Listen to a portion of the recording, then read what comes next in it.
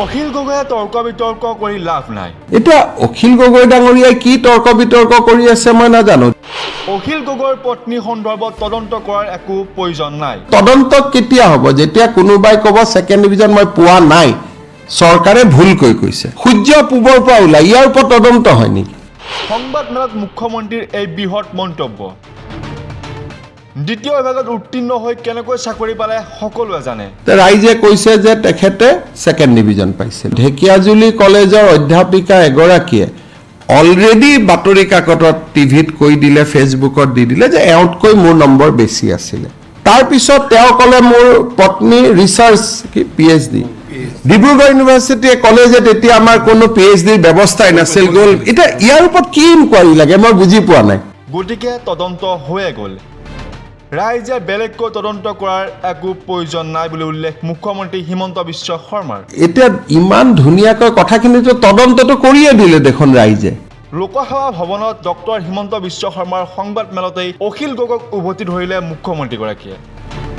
Cabinet বৈঠকৰ অন্তত সংবাদ মেল সম্বোধন মুখ্যমন্ত্ৰীগৰাকীৰ। অখিল গগৈ সন্দৰ্ভত মুখ্যমন্ত্ৰীগৰাকীয়ে কি কৈছে শুনক তেখেতৰ মন্তব্য। তদন্ত কিয় লাগে? ইয়াতে এতিয়া ইমান ধুনীয়াকৈ কথাখিনিতো তদন্তটো কৰিয়ে দিলে দেখোন ৰাইজে। তেওঁ তদন্ত মানে কি বিচাৰিছে? তেওঁক এতিয়া মই মাতি আনি পুলিচ থানাত ভৰাও, কি তদন্ত বিচাৰি আছে? তদন্তটো হৈয়ে গ'ল। ৰাইজে কৈছে যে তেখেতে ছেকেণ্ড ডিভিজন পাইছিল। এতিয়া এইটো তদন্ত কেতিয়া হ'ব? যেতিয়া কোনোবাই ক'ব ছেকেণ্ড ডিভিজন মই পোৱা নাই, চৰকাৰে ভুলকৈ কৈছে। তেতিয়া এইটোতো সূৰ্য পূবৰ পৰা ওলাই, ইয়াৰ ওপৰত তদন্ত হয় নেকি? এতিয়া অখিল গগৈ ডাঙৰীয়াই কি তৰ্ক বিতৰ্ক কৰি আছে মই নাজানো। ঢেকিয়াজুলি কলেজৰ অধ্যাপিকা এগৰাকীয়ে অলৰেডি বাতৰি কাকতত টিভিত কৈ দিলে, ফেচবুকত দি দিলে যে এওঁতকৈ মোৰ নম্বৰ বেছি আছিলে। তাৰপিছত তেওঁ ক'লে মোৰ পত্নী ৰিচাৰ্চ PhD ডিব্ৰুগড় ইউনিভাৰ্চিটিয়ে ক'লে যে তেতিয়া আমাৰ কোনো PhDৰ ব্যৱস্থাই নাছিল। গ'ল এতিয়া ইয়াৰ ওপৰত কি ইনকুৱাৰী লাগে মই বুজি পোৱা নাই।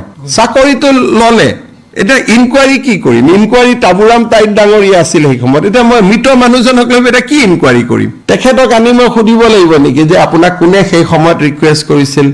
গতিকে ইয়াত ইনকুৱাৰী কি লাভ? পলাবতো মই ভাবোঁ যে পলোৱাৰ প্ৰশ্নটো ক'ত? যদি কথা হ'লহেঁতেন যে নহয় মুখ্যমন্ত্ৰীয়ে ভুলকৈ কৈছে, সেই সময়ত তেওঁতকৈও চোকা ছোৱালী কোনো নাছিল। এতিয়াতো কি নাম জানো তেখেতৰ মহিলাগৰাকী, তেওঁতো জলজলতকৈ কি ডালিমা কাকতি। গতিকে এতিয়া সাংবাদিকৰ দায়িত্ব যে তদন্ত কৰিলে মই কি কৰিম আৰু? পুলিচেদি ডালিমা কাকতিৰ মাৰ্কশ্বিটখিনি আনিম, পুলিচেদি অখিল গগৈ ডাঙৰীয়াৰ ঘৰৰ মাৰ্কশ্বিটখিনি আনিম, আনি এটা কোৰ্টত ৰিপৰ্ট দি দিম যে দুইখনৰ ভিতৰত কোৱালিফিকেশ্যনটো আপোনালোকে চাওক। সিমানখিনি কৰাৰ প্ৰয়োজন আছিল নেকি?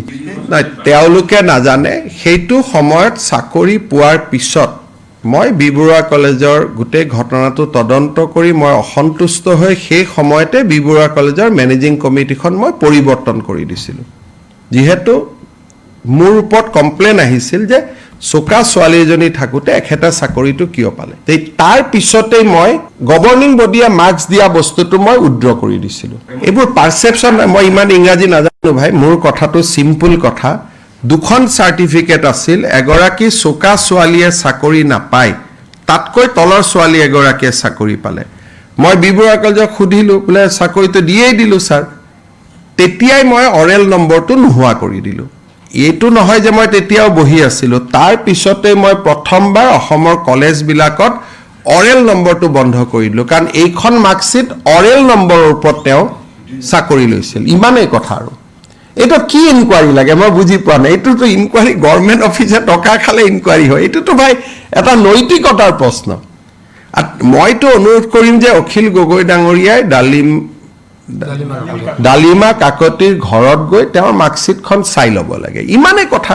সেইকাৰণে ইমান সৰু সৰু কথাবিলাকত ইয়াত আৰু কৈ থাকাৰ কি? আৰু মইতো এইবিলাক ক'বও খোজা নাছিলোঁ। তেওঁলোকে মানুহবিলাকৰ ঘৈণীয়েকবিলাকৰ পিছত লাগি ফুৰে। কি স্বভাৱ এটা উলিয়াই ল'লে। মানে ৰাজনীতি কৰিব লাগে ভাই, যাৰ লগত যুঁজিব খুজিছ তাৰ লগত যুঁজ।